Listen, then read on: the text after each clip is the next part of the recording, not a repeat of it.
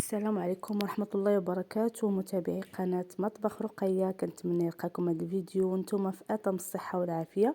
اليوم غنشارك معكم هذه الفطائر بواحد العجينة ديال المسمن. كتجي اقتصادية لا بالنسبة للحشوة لا بالنسبة للعجين، ناجحة، واهم حاجة كاين المذاق. كنتمنى يعجبكم الفيديو، والا كان عجبكم الفيديو او لا اول مرة كتشاهدوا القناة ما تنساوش تضغطوا على زر الاشتراك وتشتركوا في القناة فضلا وليس امرا، وديروا زر لايك اعجاب الفيديو الا كان عجبكم. دابا بلا ما نطول عليكم ندوزو المقادير وطريقة التحضير.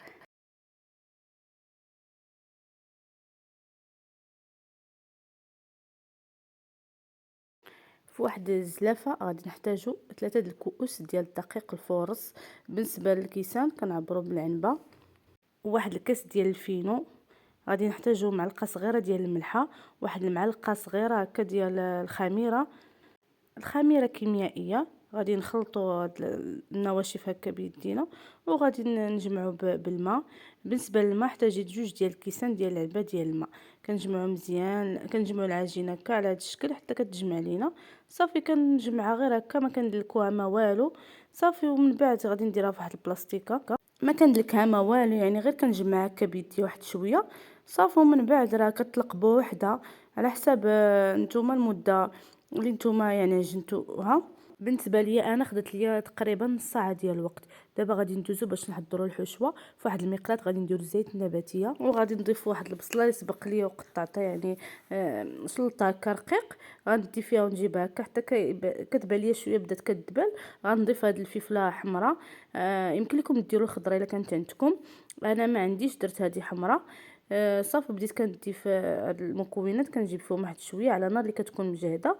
من بعد غادي نضيفوا هاد 2 خزوات محكوكين، حكيتهم رقيق حتى هما كنخلطهم. ومن بعد غادي نضيفوا الكفته. بالنسبه للكفته يعني على حساب الكميه اللي عندكم، اولا يمكن لكم كاع تستغنيو عليها الا ما كانتش عندكم، ماشي ضروري. يمكن لكم يعني تكتفيو غير بهاد المكونات وهاد الحشوه حتى هي كتجي مزيانه. صافي كنخلط هاد المكونات حتى كطيب لينا الحشوه، يعني ما كيبقى ليها غير واحد 3 دقائق هكاك. عاد كنضيف التوابل. بالنسبه للتوابل درت ملح ابزار، يعني درت هنا التحميره والصوجه. كثرت واحد شويه الصوجه حيتاش عندي هاد الصوجه يعني ما ثقيلاش، جاريه واحد شويه.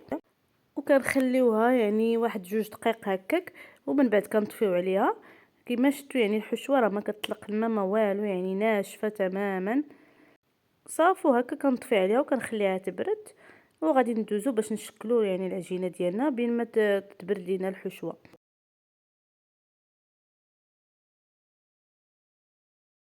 بالنسبه للعجينه ديالنا، من بعد ما يعني خليتها ارتاحت تماما على هذا الشكل كما شفتوا، يعني طلقت لينا. يعني كتجي الا درتوها في هذا السلوفان ولا في شي بلاستيك كتجي بحال الا دلكتوها. صافي كان ندلك هكا واحد شويه بيديا وكنشكل هكا كرات صغار. بالنسبه لهاد الكميه ديال العجين خرجت ليا 12 حبه، يعني ما صغار ما كبار. صافي غادي ندهنهم بشويه ديال الزيت وغادي نحطهم في شي لاطه هكا. وبالنسبه باش كندهن اولا باش كنورق، درت شويه ديال الزبده مع الزيت خليط هكا. صافي نبسط العجينه ديالي او الكرات ديالي وكنورق بهذيك الزبده والزيت. كندير هكا يعني كنبسطها هكا، كنحاول نرققها واحد شويه. كما كتشوفوا العجينه ناجحه ما كتقطع لينا ما والو. صافي كنبسطوها يعني على هذا الشكل. وكنديروا شويه ديال الزبده والزيت، الخليط ديال الزبده والزيت من الفوق هكا وكنوزعوها. ومن بعد نديروا كما كنديروا المسمن، يعني راه معروفه الطريقه.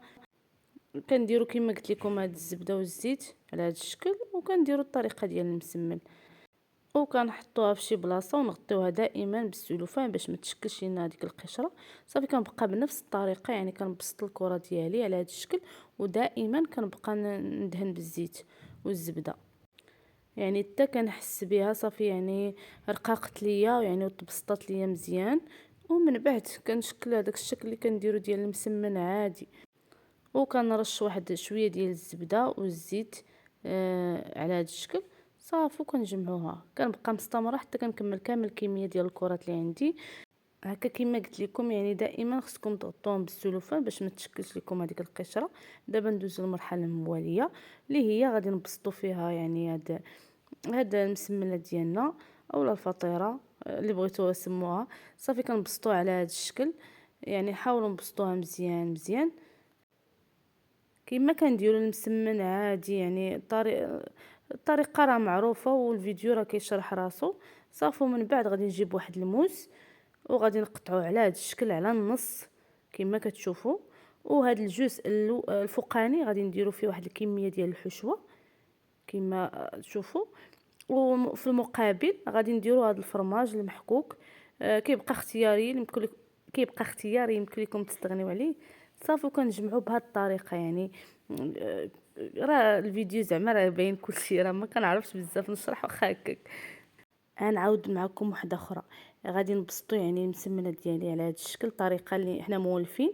كنقطعوها هكا يعني من الوسط، هذاك الجزء الفوقاني كنديروا الحشوه، ومن بعد كنديروا الفرماج على هذا الشكل.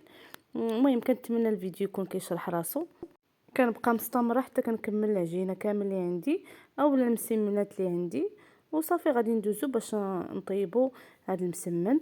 بالنسبه للفران 180 درجه كنشعلوا عليه من قبل. انا في هذه الاثناء راه شاعله الفران 180 درجه. بالنسبه الى كان الفران ديالكم يعني الحراره ديالو مجهده، الا كانت يعني الحراره ديالو منخفضه هكا كديروا غير 180. كانت مجهده يعني ديروا 150 هكاك. صافي من بعد ما كملتهم درت هكا الفرماج اللي شاط ليا من الفوق، ودهنت بالحشوه اللي بقات ليا هكا من الفوق. 180 درجه كنشعلو من الفوق لتحت حتى كيطيب لينا المسمن ديالنا. ومن بعد كنخرجوه. ها نتوما من بعد ما خرجتو الشكل ديالو يعني كيجي رائع، كيجي محمر خفيف وفي نفس الوقت مقرمش. كيما شفتوا مقادير اقتصاديين وساهلين، وهكا كنوعوا يعني كنبدلوا شويه يعني من الطريقه اللي موالفين. غنقطع معكم وحده باش تشوفوها كي كتجي من الداخل. بالنسبه لهاد العجينه كتجي خفيفه بزاف بزاف يعني، وما كتجي كاع مدقسه ولا كتجي يعني كتجي مورقه. غير جربوها غادي تنال الاعجاب ديالكم. ولا كنتو جربتوها وعجبتكم يعني كتبوها لي في التعاليق. راه باقي سخونه وانا ما صبرتش يعني نفتحها معكم باش تشوفوها كي كتجي من الداخل. كنتمنى يعجبكم الاقتراح ديال اليوم، وما تنساونيش من لايك شجعوا المحتوى ان شاء الله باش نبقى نحط لكم فيديوهات حتى انا ونتشجع يعني نحط لكم فيديو يوميا. الا ما كانش التفاعل راه ما غاديش نبقى نحط الفيديوهات، وانا براسي كنتكاسل الا شفت يعني التفاعل ما كاينش. بالنسبه للايك راه ما خسرتو والو يعني، هذاك كيكون غير يعني كتشجيع بالنسبه للمحتوى، وحتى اليوتيوب يعني كيعرف بانه عجبكم هذا المحتوى وكيقترحوا للناس اخرين. هذا هو الدور ديال اللايك. يلا خليتكم في امان الله وبسلام عليكم حتى الفيديو الجاي ان شاء الله.